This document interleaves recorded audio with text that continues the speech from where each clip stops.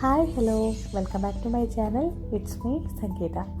ഇന്ന് നല്ല ഹെൽത്തി ആയിട്ടുള്ള ഒരു ചുരക്കക്കറിയുടെ റെസിപ്പി ആയിട്ടാണ് വന്നിരിക്കുന്നത്.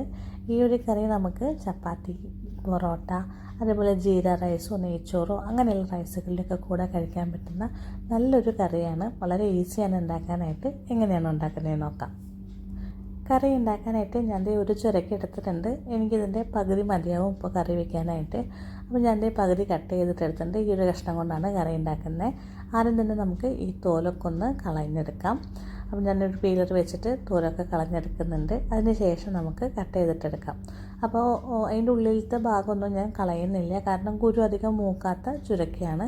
കുരു മൂത്ത ചുരക്കൊക്കെ ആണെങ്കിൽ നിങ്ങൾ അതിൻ്റെ ഉള്ളിലത്തെ ആ ഒരു ചോറ് ഭാഗം ഉണ്ടല്ലോ, ആ കുരുള്ള ഭാഗമൊക്കെ ഒന്ന് കളഞ്ഞിട്ട് വേണം കട്ട് ചെയ്തിട്ടെടുക്കാനായിട്ട്. അപ്പോൾ കുറച്ച് വലിയ കഷ്ണങ്ങളായിട്ടാണ് ഞാൻ കട്ട് ചെയ്തെടുക്കുന്നത്. എങ്ങനെയാണെന്ന് വെച്ചാൽ നിങ്ങളുടെ ഇഷ്ടത്തിനനുസരിച്ച് കട്ട് ചെയ്തിട്ടെടുക്കാം. അങ്ങനെ ഞാൻ മുഴുവനും കട്ട് ചെയ്തിട്ട് എടുത്തിട്ടുണ്ട്. പിന്നെ ഇതിലേക്ക് വേണ്ടത് ഒരു സവോളയാണ്. ഒരു വലിയ സവോള ഇതുപോലെ ഒന്ന് നീളത്തിൽ കട്ട് ചെയ്തിട്ടെടുത്തിട്ടുണ്ട്. പിന്നെ വേണ്ടത് ഒരു ചെറിയ തക്കാളി, പിന്നെ ഒരു 4 അല്ലി വെളുത്തുള്ളി, പിന്നെ ഒരു ചെറിയ പീസ് ഇഞ്ചി, പിന്നെ 3 പച്ചമുളക്, എരിവിനാവശ്യത്തിനായിട്ട് 3 പച്ചമുളക് എടുത്തിട്ടുണ്ട്. അപ്പോൾ ഇഞ്ചി, വെളുത്തുള്ളി, പച്ചമുളക് നന്നായിട്ടൊന്ന് ചതച്ചിട്ടെടുക്കണം. ഇനി നമുക്ക് കറി ഉണ്ടാക്കാനായിട്ട് തുടങ്ങാം. അതിനായിട്ട് ഞാൻ ഒരു കടായി എടുത്ത് വെച്ചിട്ടുണ്ട്. അപ്പോൾ കടായി നന്നായി ചൂടായി വന്നപ്പോൾ ഞാൻ അതിലേക്ക് 1 ടേബിൾ സ്പൂൺ സൺഫ്ലവർ ഓയിലാണ് യൂസ് ചെയ്യുന്നത്. വെളിച്ചെണ്ണയോ ഓയിലോ ഏതായാലും കുഴപ്പമൊന്നുമില്ല കേട്ടോ, ഏതെടുത്താലും കറി ടേസ്റ്റ് ഉണ്ടാവും. അപ്പോൾ ഇനി ഇതിലേക്ക് ഒരു 1/2 ടീസ്പൂൺ പെരുംജീരകമാണ്, വലിയ ജീരകമാണ് ചേർക്കുന്നത്. അതൊന്ന് പൊട്ടി വരുമ്പോൾ നമുക്ക് ഇതിലേക്ക് അരിഞ്ഞു വെച്ചിരിക്കുന്ന സവോള ചേർത്ത് കൊടുക്കാം. ഈ സവോള നന്നായിട്ടൊന്ന് വഴറ്റിയെടുക്കണം. നമ്മൾ ചിക്കൻ കറിക്കൊക്കെ വഴറ്റിയെടുക്കുന്ന പോലെ തന്നെ നല്ല രീതിയിലൊന്ന് വഴറ്റിയെടുക്കണം. അപ്പോൾ ഈ വഴറ്റുന്ന സമയത്ത് നമ്മൾ ഉപ്പ് ചേർത്ത് കൊടുത്താൽ പെട്ടെന്ന് തന്നെ വഴറ്റി കിട്ടും. എല്ലാവർക്കും അറിയുന്ന കാര്യമാണ്. അപ്പോൾ ഞാനൊന്നും കൂടെ ഓർമ്മിപ്പിച്ചതേ ഉള്ളൂ. അപ്പോൾ ഞാൻ ആ ഉപ്പിടുന്നത് എഡിറ്റ് ചെയ്തപ്പോൾ ഒന്ന് കട്ടായി പോയിട്ടുണ്ട്. സാരമില്ല, അപ്പോൾ നിങ്ങളൊന്ന് ഇട്ടാൽ മതി. അപ്പോൾ ഈ സവോള അത്യാവശ്യം നല്ല രീതിയിലൊക്കെ വഴഞ്ഞ് വന്നിട്ടുണ്ട്. കണ്ണിൽ സൈഡൊക്കെ ഒന്ന് ബ്രൗൺ ആയിട്ട് മുരിഞ്ഞ് വന്നു തുടങ്ങിയിട്ടുണ്ട്. ഇനി ഇതിലേക്ക് ചതച്ച് വെച്ചിരിക്കുന്ന ഇഞ്ചി, വെളുത്തുള്ളി, പച്ചമുളകും കൂടെ ചേർത്ത് കൊടുക്കാം. ഏകദേശം 2 ടീസ്പൂണിൻ്റെ അടുത്ത് ഞാൻ ഇതിലേക്ക് ചേർത്ത് കൊടുക്കുന്നുണ്ട്. ഇനി ഇതും കൂടെ നന്നായിട്ടൊന്ന് വഴറ്റിയെടുക്കുക. അതിൻ്റെ ആ ഒരു റോസ് സ്മെല്ലും ഒക്കെ ഒന്ന് മാറട്ടെ. ഇഞ്ചി വെളുത്തുള്ളിയൊക്കെ നന്നായിട്ടൊന്ന് വഴറ്റി കിട്ടട്ടെ. നന്നായിട്ടൊന്ന് ഇളക്കി കൊടുക്കുക. അതിന് ശേഷം നമ്മളിനി ഇതിലേക്ക് ചേർത്ത് കൊടുക്കുന്നത് തക്കാളിയാണ്. അപ്പോൾ നല്ല പൊടിയായിട്ട് അരിഞ്ഞ് വെച്ചിരിക്കുന്ന തക്കാളി, നല്ല പഴുത്ത തക്കാളി തന്നെ ചേർക്കാനായിട്ട് ശ്രദ്ധിക്കുക. എങ്കിലേ നമ്മുടെ കറി നല്ല ടേസ്റ്റ് ഉണ്ടാവുള്ളൂ കേട്ടോ. അതും കൂടെ ചേർത്ത് തക്കാളിയും കൂടെ ചേർത്ത് നന്നായിട്ടിനി വഴറ്റിയെടുക്കുക. നന്നായിട്ടൊന്ന് മിക്സ് ചെയ്തതിന് ശേഷം ഞാൻ ഇതൊന്ന് ഒതുക്കി വെച്ച് കൊടുക്കുന്നുണ്ട്. അങ്ങനെ വെക്കുകയാണെങ്കിൽ തക്കാളിയൊക്കെ പെട്ടെന്ന് വഴണ്ടി കിട്ടും കേട്ടോ. അപ്പോൾ ആ തക്കാളി ഒന്ന് വഴണ്ടി വരുന്ന ആ ഒരു സമയം കൊണ്ട് നമുക്ക് ഇതിലേക്ക് വേണ്ട അരപ്പ് നോക്കാം. അരപ്പിനായിട്ട് ഞാൻ ഒരു 2 പിടി തേങ്ങ എടുത്തിട്ടുണ്ട്. ഒരു ചെറിയ മുറി മതി, വലിയ മുറിയൊക്കെ ആണെങ്കിൽ അതിൻ്റെയും പകുതി മതിയാവും കേട്ടോ. പിന്നെ വേണ്ടത് ഒരു 10 കശുവണ്ടിയാണ്, കാഷ്നട്ട് വെള്ളത്തിൽ കുതിർത്തിട്ടുള്ളതാണ്. പിന്നെ ഒരു ചെറിയ കഷ്ണം കറുവാപ്പട്ട വേണം. ഞാൻ 2 പീസായിട്ടാണ് വെച്ചിരിക്കുന്നത്, അരിഞ്ഞ് കിട്ടാൻ വേണ്ടിയിട്ടാണ് എളുപ്പത്തിന്. പിന്നെ ഒരു ഗ്രാമ്പു, ഒരു ചെറിയ ഏലക്കായ, പിന്നെ ഒരു 1/2 ടീസ്പൂൺ പെരുംജീരകം, പിന്നെ ഒരു 10 മണി കുരുമുളക് ഒത്തിരി വേണമെന്നൊന്നുമില്ല. നമ്മൾ പച്ചമുളകും മുളക് പൊടിയൊക്കെ ചേർക്കുന്നതാണ്, അപ്പോൾ അതിനനുസരിച്ചിട്ട് എടുത്താൽ മതി. ഇനി ഇതെല്ലാതും കൂടെ നമുക്കൊരു മിക്സിയുടെ ജാറിലേക്ക് ഇട്ട് കൊടുക്കാം. ഇത് നമുക്ക് നന്നായിട്ടൊന്ന് അരച്ചെടുക്കണം. അപ്പോൾ ആദ്യം അരച്ചെടുക്കുമ്പോൾ കുറച്ച് വെള്ളം ഒഴിച്ചിട്ടാണ് അരച്ചെടുക്കുന്നത്. അതിന് ശേഷം പിന്നെ പാകത്തിന് വെള്ളം ഒഴിച്ചിട്ട് നല്ലപോലെ അരച്ചെടുക്കാം.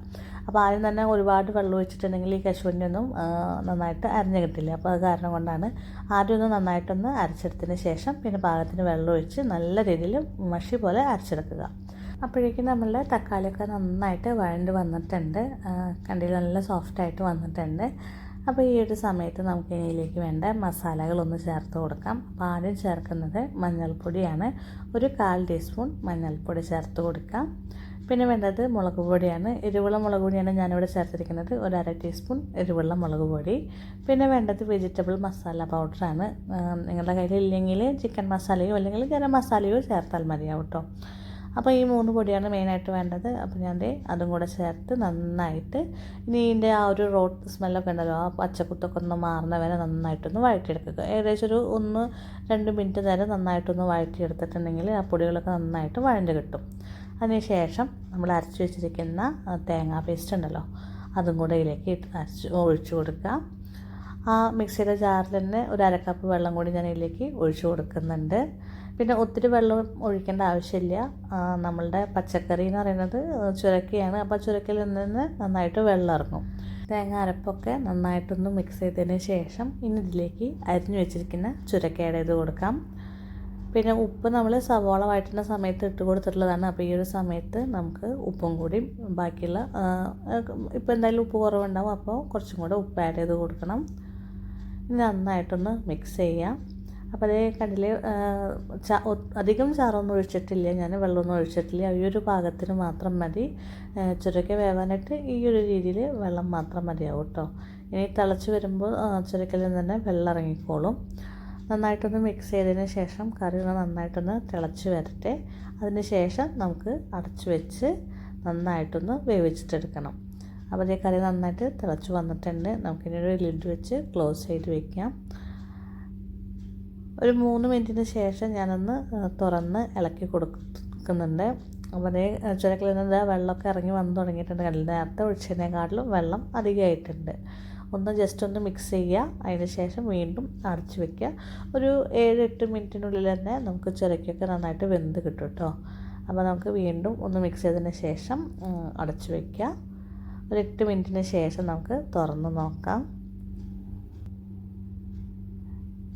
ഇപ്പോൾ ഇതാ നമ്മളുടെ ചുരക്കൊക്കെ വെന്ത് നന്നായിട്ട് ചാറൊക്കെ ഇറങ്ങി വന്നിട്ടുണ്ട്. കണ്ടില്ല, നല്ല നമ്മൾ ഒഴിച്ചതിനെക്കാട്ടിലും ഇരട്ടി വെള്ളമുണ്ട് അല്ലേ, ഇതിൽ ചാറുണ്ട്. അപ്പോൾ ഇതാ ഞാൻ പറഞ്ഞത്, നമ്മൾ ഫസ്റ്റ് ഒഴിച്ചു കൊടുക്കുമ്പോൾ ഒത്തിരി വെള്ളമൊന്നും ഒഴിച്ചു കൊടുക്കേണ്ട ആവശ്യമില്ല. ജസ്റ്റ് കുറച്ച് വെള്ളം, ഒരു 1/4 കപ്പ് വെള്ളം എങ്ങനെ ഒഴിച്ചു കൊടുത്താൽ മതിയാകും. അപ്പോൾ ഞാൻ എൻ്റെ ഉപ്പ് ചെക്ക് ചെയ്തപ്പോൾ ഉപ്പ് കുറച്ച് കുറവുണ്ട്. അപ്പോൾ ഞാൻ കുറച്ചും കൂടി ഉപ്പ് ആഡ് ചെയ്യുന്നുണ്ട്. നിങ്ങൾക്ക് ആവശ്യമുണ്ടെങ്കിൽ മാത്രം ആഡ് ചെയ്താൽ മതി. നേരത്തെ ഉപ്പ് ചേർത്തിട്ടുള്ളതാണ്. ഇനി ഇത്രയ്ക്ക് ചാറ് വേണ്ട എനിക്ക്. അപ്പോൾ ഞാൻ ഒന്നും കൂടെ ഒന്ന് വറ്റിച്ചിട്ടെടുക്കുന്നുണ്ട്. അപ്പോൾ അടച്ചു വെക്കേണ്ട ആവശ്യമില്ല. ഇതുപോലെ തുറന്ന് വെച്ചിട്ട് തന്നെ നന്നായിട്ടൊന്ന് വറ്റിച്ചിട്ടെടുത്താൽ മാത്രം മതി.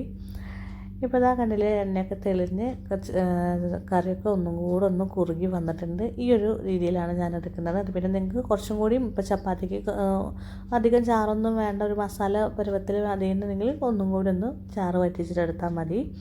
ഇപ്പോൾ ഞാൻ ഈ ഒരു പാകത്തിന് എടുക്കുകയാണ്. അപ്പോൾ ഫ്ലെയിം ഓഫ് ചെയ്യുന്നതിനെക്കാട്ടിലും മുന്നായിട്ട് ഒരു പിടി മല്ലിയിലയും കൂടി അതിലേക്ക് ഇട്ട് കൊടുക്കുന്നുണ്ട്. പിന്നെ ഒരു തണ്ട് കറിവേപ്പിലയും. അതിന് ശേഷം നമുക്ക് ഫ്ലെയിം ഓഫ് ചെയ്ത് അടച്ച് വയ്ക്കാം. അങ്ങനെ വളരെ ടേസ്റ്റി ആയിട്ടുള്ള നല്ലൊരു മസാലക്കറിയാണ്. ചുരക്കി വെച്ചിട്ട് ഇതുവരെ നിങ്ങൾ ട്രൈ ചെയ്തിട്ടുണ്ടാവില്ല. എല്ലാവരും ഒന്ന് ട്രൈ ചെയ്ത് നോക്കുക. ചപ്പാത്തിക്കും ചോറിനും അതുപോലെ തന്നെ പൊറോട്ടയ്ക്കൊക്കെ കഴിക്കാൻ പറ്റുന്ന നല്ലൊരു കറിയാണ്. എല്ലാവരും ഒന്ന് ട്രൈ ചെയ്ത് നോക്കുക.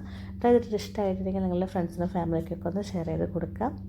ചാനൽ ആദ്യമായിട്ടാണ് കാണുന്നതെങ്കിൽ ഒന്ന് സബ്സ്ക്രൈബ് ചെയ്ത് സപ്പോർട്ട് ചെയ്യാനായിട്ട് മറക്കരുത്. ഇതുപോലെയുള്ള നല്ല നല്ല റെസിപ്പീസൊക്കെ ആയിട്ട് ഞാൻ ഇനിയും വരുന്നതാണ്. Stay tuned. Thank you.